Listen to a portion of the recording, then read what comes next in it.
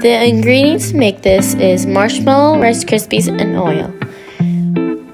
First, start with about 2 tablespoons of oil, and then get a bag of marshmallows and add it to the pot with a bit of some hot oil.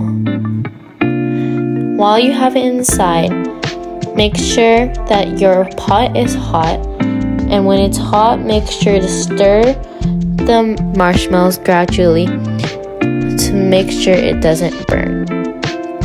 Here you can see it's half melted, and make sure when it's half melted, your heat is on low so it doesn't burn. And here you would just have to put some oil on the pan, then mix the marshmallows in with the Rice Krispie treats. And this would be an arm workout.